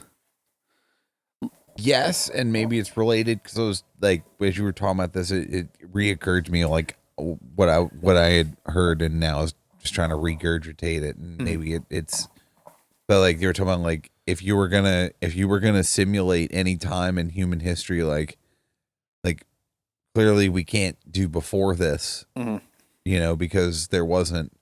I mean, all we have is like what's written in a book and whatnot. We just kind of have to go from pictures, old videos, and whatnot. Yeah. But they were talking about, like, if you were going to be able to recreate anything in a simulation, it would be now, as the oldest point, because this is when we started having devices that could record our conversations and our way of speaking. And videos recording the way things are done, to where this would be the point in history in which we would have the most points in reference to recreate, because of all the technology we have. So the other point of that, I have 2 points, but to go off of that, the thing is that if you were AI trying to recreate the past, you would start at the most recent iteration that you could, like now. But the thing is by running the simulation of the past, if this were the simulation, then from that and information theory, you can't destroy information. So if you could run all the simulation, say you ran a simulation perfectly, then you would be able to go back further. Each time you run the simulation, you could go back further because you have more simulation. You played it out, so you can start to piece together the events prior to it. That's true, because they would eventually equal out to the outcome that happened before, because you know how it ended, so you know how it started, and each time you can go back a couple steps. Yeah, there would have to be at least, like, you could make the correlation where you were like, well, we know A, B, and C happened, and it resulted in D. Yeah. And so I guess, you could fill in the gaps between A, B, and C and D. Something tells me that genetics would be the answer for that, because something tells me that there's a high likelihood that, like, the most important data is saved in our DNA. And if you could extrapolate that, convert it to code, I think it's doable. Then you could start piecing together the important memories. And then you could actually run the simulation and find the common denominators across the simulation and the ancestral memories that are in the DNA. And then from that, you could actually piece together the past real. And I think the other point I wanted to make is, it seems like the end thing of technology is a lot like a dream, where you would have the power of a god, but you'd be alone in your own quote metaverse. And think about it, like, let me describe a dream as like an advanced video game. Imagine this: you put on a VR headset and bodysuit, so you feel everything too. And when you put on the headset, it's tied to all your social media, and it knows everything you know about yourself and everything the algorithm knows about your subconscious. And when you go into the game, you upload yourself to the game, it takes everything, all the information that you've recently thought about, and it populates a world.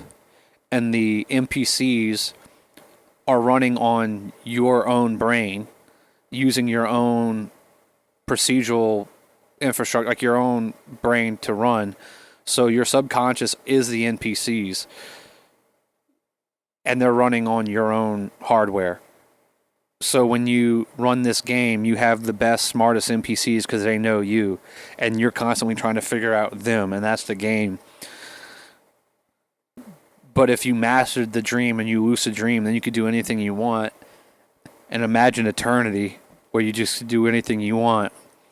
I would just happen to think like God's really lonely, and then if you couldn't connect with other people or even differentiate and spaghettify yourself in this singularity, like make different iterations of you so you could at least explore yourself, then it would be unbearably lonely.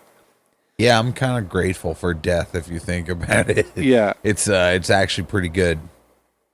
You know, and maybe we'll end it on this, but like I was actually thinking about that earlier today while I was taking a shower this morning of all places. But I was thinking about that. I was like, man, you know, death is kind of like a scary concept, but if you think about it, it is really kind of a relief. You know, that just that eternal fucking nap. You know, but also just I was wondering if, you know, where is it that you go?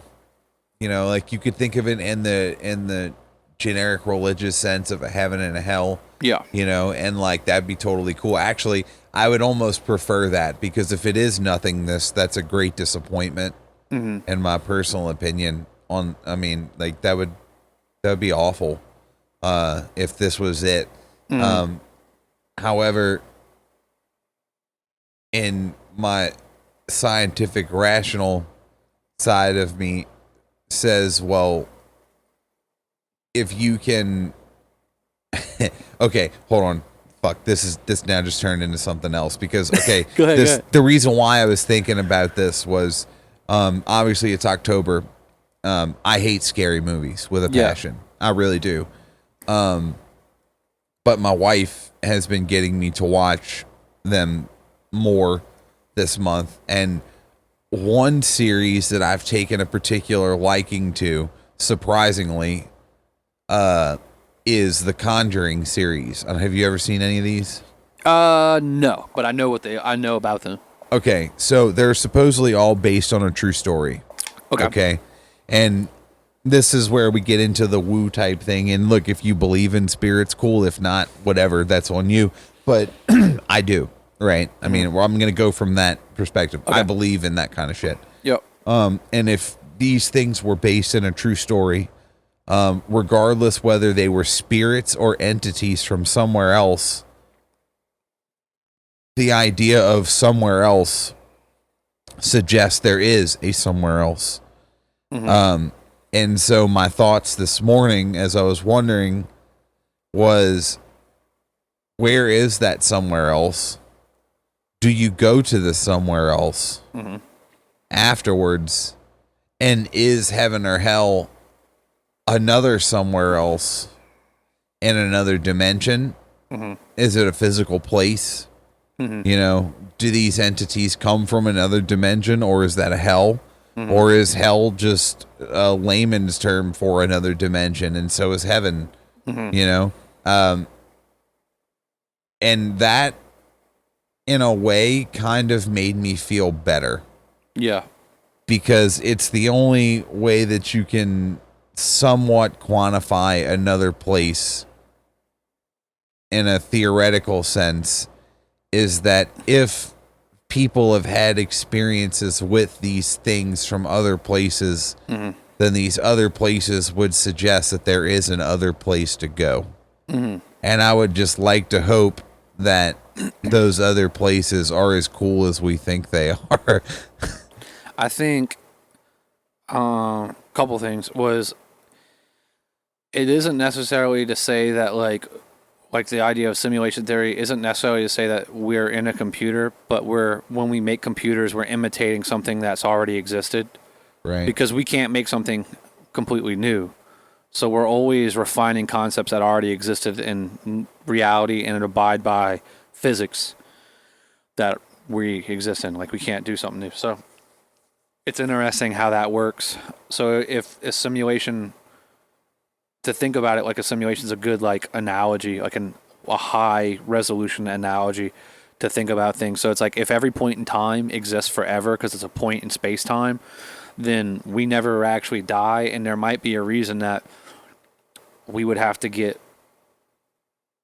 that piece in space time would have to get run again, and we'd have to be like summoned back to like go, because like we would have to resolve the shape of reality across space time. So we'd have to come back. Maybe we would have to be iterated at a different point in time. Like we're all like computers on a node that's managing the shape of space time. And if you think about it, we kind of work like Bitcoin, where Bitcoin is a bunch of computers that solve problems to, quote, mine Bitcoin, and then they share the Bitcoin, but they also look at each other to make sure the transactions on the network are accurate. So we're like, we all saw that. That's right? That's a real transaction? We go, yes, that's a real transaction. And the way we work is very similar, where our reality seems to be an agreed upon consensus. And obviously that's why people are always trying to change that consensus. But we're looking at each other, confirming each other exists on the node while we're looking across the network and going, oh, is that real? Is that real? And there seems to be, like, we're managing the simulation through consensus, the same way Bitcoin manages consensus on transactions. So there's that.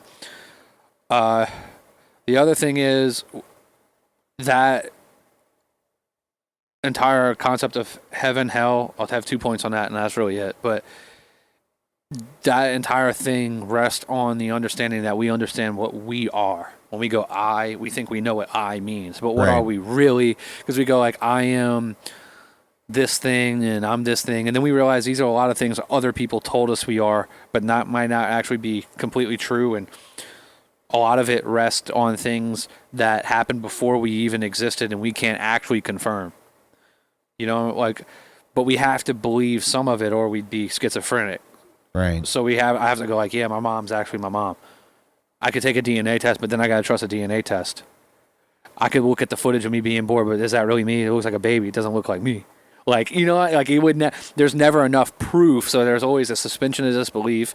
There's always consensus as well. The other part of that is I feel like heaven and hell are kind of like a point in time, and points in time last forever. And I feel like heaven and hell are literally like a psychic mirror. Like it might be the same place. Mm-hmm. And depending on the state you're in or what you truly are at your core depends how you experience that place. Like just imagine eternity is a plane. If you're a piece of shit person that lives a piece of shit life, eternity is probably fucking atrocious. But if you're at peace with how you live life and who you are, and you don't let other things dictate how you see yourself or very limited, then eternity would be a much better place to exist. Right. Like, so it could literally be the same plane, but it's the reflection, like a psychic mirror. Like again, we're back to like a metaverse type thing where it's like yeah, it depends on it's totally dependent on the user, but well, yeah, if the simulation is real, it's pretty dope. Yeah, yep, whoever made it, I mean, pretty genius, pretty dope. If you ever get into it, something that's interesting to look at is like just patterns in nature. You could look at Spinoza, you could look at Hegel. Hegel informs Marxist theory. I'm not trying to get into that too much, but it's hard to deny that nature is a marriage of opposites. Mm-hmm. So it's interesting to see how things are opposite become one. The other thing that's interesting, and then what else is interesting, just the mathematics of it, like the Fibonacci sequence and stuff. And I think if you look at it close enough and you look at certain disciplines close enough, you start going like, there seems to be intent here. It's like if you listen to a music album, it's not random noise. Right. And it's like when I look around and look at the high end of different disciplines, it's like it's almost like they hit the computational wall for what's possible, and they just see a pattern. They go, it doesn't go any further than this. A good example would be p-adic numbers. If you ever get bored, look at p-adic numbers. Shit's crazy. Like, they literally can see like a pattern, and that is very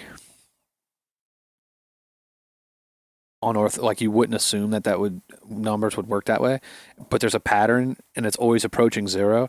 And then that's the other thing to think of is zero is infinity as well. There's no such thing as nothing. You can divide one forever. So there's like multiple infinities, and they seem to go different directions. There's like sub-infinities, and there's grander affinities. There's like matrices and when they run the p-adic numbers, you can basically keep dividing this number, and you can see that it starts reaching its like exponential curve where like it can't compute any farther. But then you go to a number higher and start playing with its decimals a certain way, and then its curve comes later. So it's basically like you're in a video game that has like low resolution, and then you run, and then you hit the border of the video game, and then you go to a higher number, and then you can run further, and it's higher resolution. So the resolution in which you can go down is the same resolution that you can go up. Like, so it's like more detail down, the more detail you get up. And so p-adic numbers is a good one. There's another thing that I look at and I go, yeah, like that's somebody made this. This is like some kind of architecture. Just like Randall Carlson gets into a lot of like the Freemason stuff. Yeah, I was listening to that. If you pay attention to that, you kind of see that people have always kind of figured out like, hey, why is it when we do measurements that it hits a certain common denominator of a pattern that everyone is experiencing, and then it lines up with everything else? That's strange. Yeah, I saw Randall Carlson was on. Oh man, hold on a second. I'm gonna pull it up and see which one it was. He's on Danny Jones.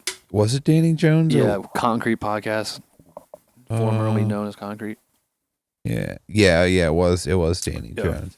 Yeah, and they were talking about all the numbers and all that shit. It was pretty wild. The other thing I would say too, the last thing I'll say is like the idea of self is a weird thing. So like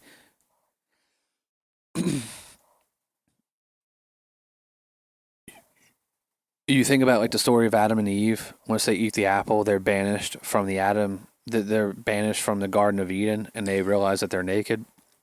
And that seems to be like a spiral. Like there's multiple Gardens of Edens, and the apple is information, quote, enlightenment, and it's something that it's information that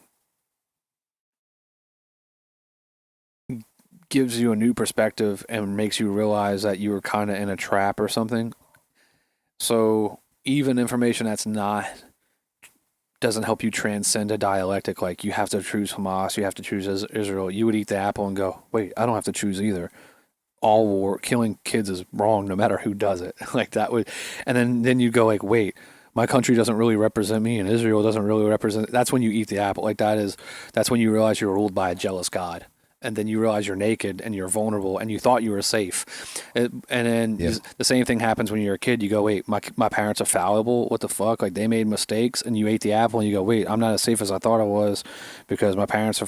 So you constantly have this relationship and this disenchantment with power and authority, but it's also with other things. So what I'm saying is the idea of self evolves because you have to integrate new information and new viewpoints that come along with that information. So whether the information is good or bad, when you get information in your head, you can't just get rid of it. So you change what you are, and how you think changes instantly. So once you know something, you're not who you were before. So the idea of self and how you compute things is a weird thing. So it's like, what is that common denominator of self that doesn't change regardless of the information you're subjected to, and if that self is constant, then coherent enough, then it doesn't seem to me impossible that the self that you are or anybody is can't be reiterated at a different place and time. Because if it doesn't change by information that it's allowed in, then it seems like it could be independent of space and time too. Right. That it might just be like a numerical probability that like these patterns of thinking don't align, and when they do, this person has a sense of self that's similar no matter what information you give it. So you could be like summoned later, not remember anything from before, but it's still you. Right. You know, like I could see that happening. But that's it. Yeah, I mean, I guess people are a fucking algorithm when it comes down to it. Yeah, and if you get hit in the head and you start missing information, then you've been disconnected. Somebody unplugged you, and then you're like, "Wait, what happened?" They're like, when I fractured my skull, and they're like, I thought it. They're like, "Who's your math teacher?" And I was like, "Oh, you know, like Miss Broussard." They're like, "No, that's your chemistry teacher. She was your math teacher last year." Then I just have to go, "I believe you, I guess. I don't know." No point of reference to. It just came from somewhere. And I'm like, "It's summer." They're like, "No, it's Labor Day weekend." I was like, "Yeah, when's Labor Day weekend?" They're like, "During school." I'm like, "Fuck. Wait, so how long have I been in school?" They're like, 3 months. I was like, "Shit. I don't remember any of that." They're like, "Yeah." I'm like, you know, for me, it's like everything you're telling me is a lie. Miss Broussard's my math teacher, not my chemistry teacher. It's summer right now. It's not Labor Day. I'm not in school, but I have to. The whole simulation changed, but I'm still me. Like, you know what I mean? Like, yes, I was unplugged, but I still came back. So. Came back from the Matrix, bro. Yeah. Well, yeah. That's that, my games. We're going to upload the one from the other month. It's going to be lit. That one was fun. That one was fun. And we got a new sensor bleep. I'm really happy about it. We used the horns from the intro. That was good shit. Oh, shit. Well, you're going to be off 2 months. Maybe we'll hit it back. Me 2 weeks. So maybe we'll hit it back in a couple weeks at the lead. Yeah, hopefully I'll have some good news to fucking shit. Hopefully next time I'll be bringing some fucking deer tacos. Fuck, yeah. Maybe. I mean, we can have, birria deer tacos. Hell yeah. We just tore up some birria before we potted. Probably why I sound like a fat bastard. It was so delicious. Dude, you got the itis, dude. Fuck yeah, I got the We'll try to get somebody else on we'll try to get a new Pablo on maybe the next time. And there is somebody I want to interview, but I forgot. And they felt attainable. So I think I had like 2 ideas. So we'll think about I'll try to look around and see if I remember who those were. Sweet. Yeah. It'll be fun. All right, bros. Peace. Peace.